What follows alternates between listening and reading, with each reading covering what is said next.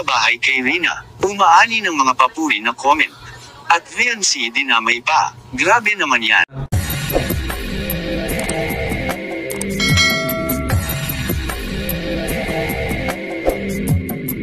Alright, what's up mga tangay, mga kalingap. Welcome back, this is my YouTube channel, Katangay PLC, isang mapagpalang araw. Alright mga tangay, kung hindi ka pa nakasubscribe sa aman ng Kalingap kay Kuya Bal Santos Matubang, mag-subscribe ka na, panoorin natin, like, share natin, andun skip ads, mga premiere live updates. At kay Atin na, kung hindi ka pa nakasubscribe, subscribe natin, panoorin natin, like, share natin, andun skip ads. At kay Kalingap Rob, like and share natin, andun skip ads, mga vlogs niya, Insid yung car, at iba pang beneficiary, mga senior citizen, at mga new Kalingap Angels. Alright mga guys, welcome back. This is sa pag-reaction ko ngayon. So almost 1 month, 2 months, March ako naghintay, tapos ngayon April na guys. So makapag-reaction naman tayo ulit. So dito mare-reactionan ko nga, may vlogs dito. Alam naman natin si Bibi Rina, yan ang pinakaunang Kalingap Angels na trending, di ba? Alam naman natin may supporters yan. So pinagtatanggol, matagal ang tulong ng Kalingap dyan, Kuya Bal Kalingap Rob. So sayang dyan rin ako naka-reaction dati sa kanya, nakapokus, nakaabang. So ganito mga comment, wag naman ganon, di ba guys? Pati yung bahay nila ni Bibi Rina at kay Bibi Beyonce ay pinagkumpara ng isang viewers, di ba? Some viewers. Yan ang isa na meet siya na magkabanggaan ng mga supporters, mga katangay, mga Kalingap, mga idol. So mga ganyan, maging matured sa pag-comment, maging irresponsible sa pag-comment. Kung supporters ka ni Bibi Rina, supporters ka, mag-focus ka lang. Wag ka na manghusga ng ibang Kalingap Angels, di ba? Yan ang isang mitsa na pagmumula na naman ng pambaba sa dalawang mga viral kay Bibi Rina at kay Bibi Beyonce, diba? Siya naman yung mag-create, yan, magkagulo naman, ibis timing na, diba mga guys, diba? Pinagkumpara. Dito guys, panoorin natin at gawa natin ng reaction. Tara guys, samahan nyo ko. Magandang kabahay kay Rina, umaani ng mga papuri na comment. At VNC dinamay pa, grabe naman yan. Magandang araw sa inyong lahat mga Kalingap, sanay hindi nyo po makalimutan na mag-like sa video na ito. At paunawa, tapusin muna ang kabuuan ng video na ito mga Kalingap at para malaman ang nilalaman nito. At maraming salamat po mga Kalingap sa pagpatuloy, lalo na kay Kuya Bal Santos Matubang at kay Ate Ed Vlogs at Kalingap Rob, maraming salamat po. Pabahay para kay Rina Maymay. Pinuri, ngunit bakit dinamay pa si VNC? Pero bago yun mga Kalingap ay pag-usapan muna natin ang patungkol kay Rina na kung saan si Kalingap Rob ang nagtanim at iba ang umaani. Ito ang sinasabi sa concerned viewers dahil totoo naman mga Kalingap.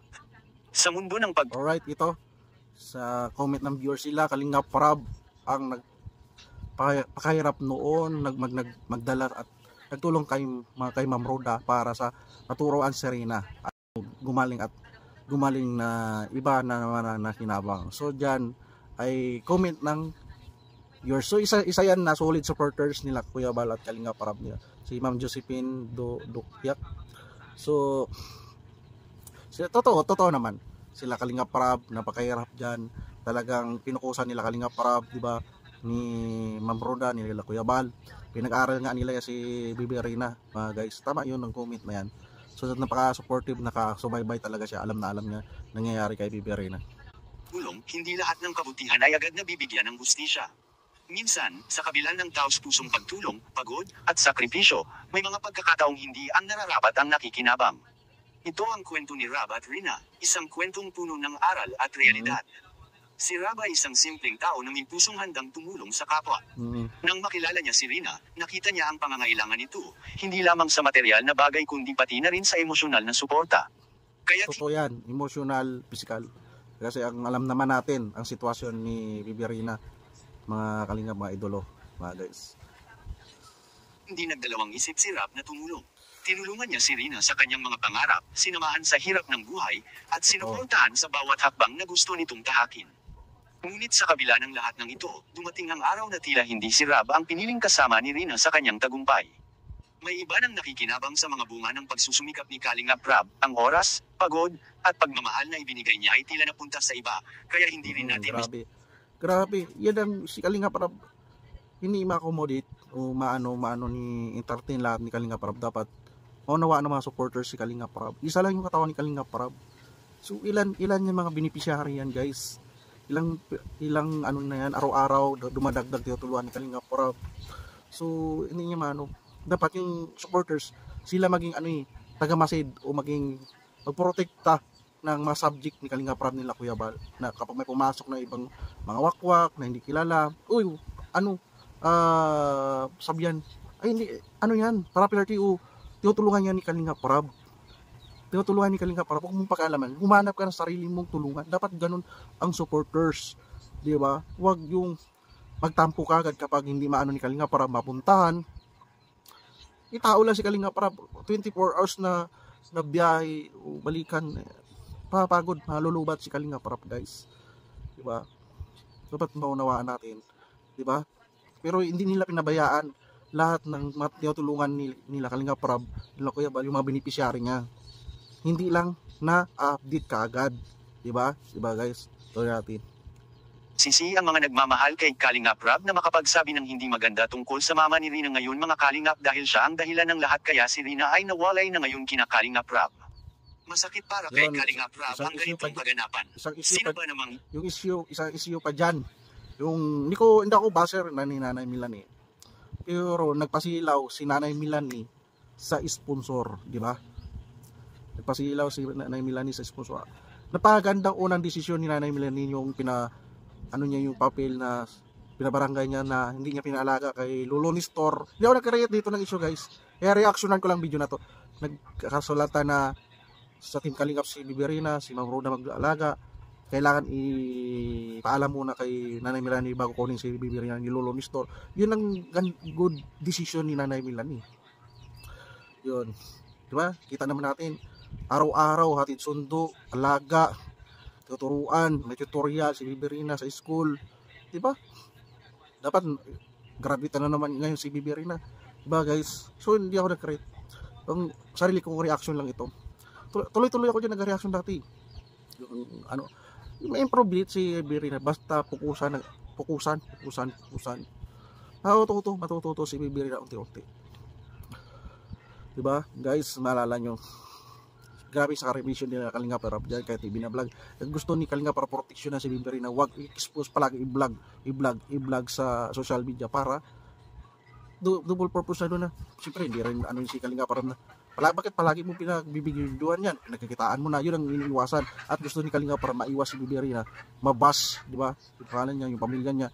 Gusto ni Kalingap Rab nga pinaprotektahan niya yung mga pamilya ni Biberina na tigil mo na mga reactor mag-reaction kasi nadamay na yung pamilya. Siyempre may masariling mga problema yan.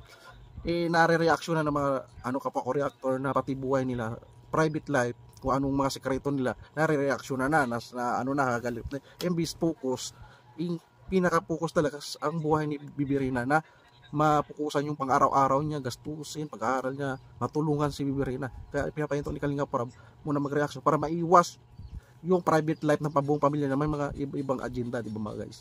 So doon nga, kaya hindi ni-expose ni Kalingap Rab i-vlog araw-araw si Biberina, pero may update, di ba, guys, sa chicken channel ni Kalingap Rab, sa aming channel, di ba?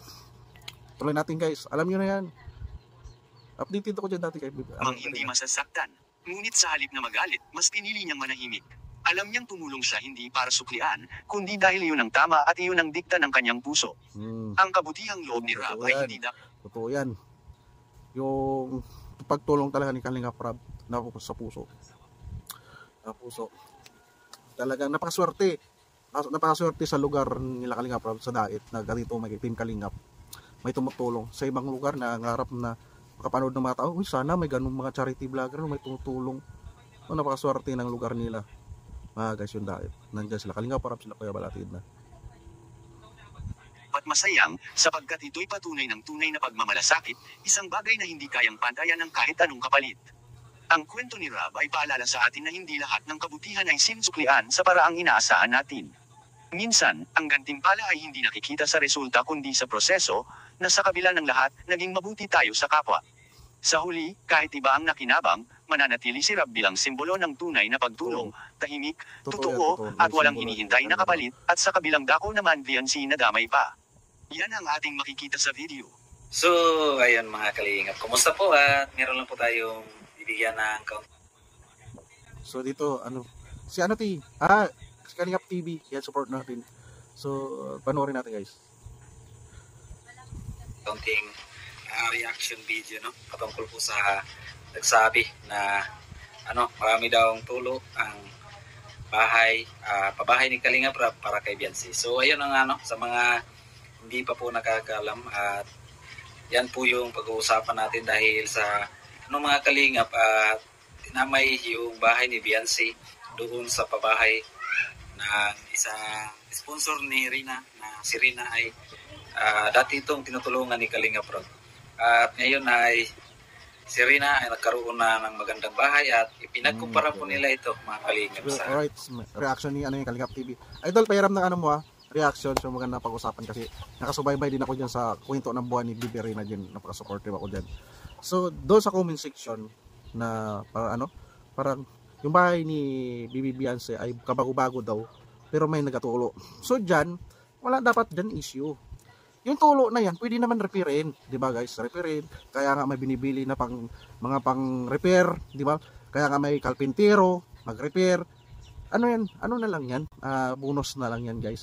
So nandoon kasi na imbis, so hindi natin naman pwede pigilan yung ganong comment para pwede rin maging aral yon, diba? Aral yon sa mga nagawa sa bahay ni Biancy na sulidin, ayusin, wag na antayin na mapicturan o na marites na tumutulo yung bahay ni Biancy, maging aral, diba? Maging aral, maging maging sila solid sa trabaho. So tiwala naman dyan si Kalingap Rob sa project. So alright, ganun lang yun. Walang perfecto walang perfecto na tao sa buong mundo o sa ibabaw ng mundo mga guys. Lahat nagkakamali. Kaya lesson learn na rin yun. Pero at least maayos din yan. Tulo lang yan, tulo. Pwede rin yan ayusin, diba? So alright mga guys, Kalingap, mga katagayan lang reaction ko. Idol Kalingap TV, vlogs, pahiram. Support natin yan guys, Kalingap TV. Kuya ni Kuya Ers, kasamaan ko sa Karipa. Bigla lang shoutout sa Presibirador, presidente ng Karipa, support natin, mga kasama ko dyan, mga reactor.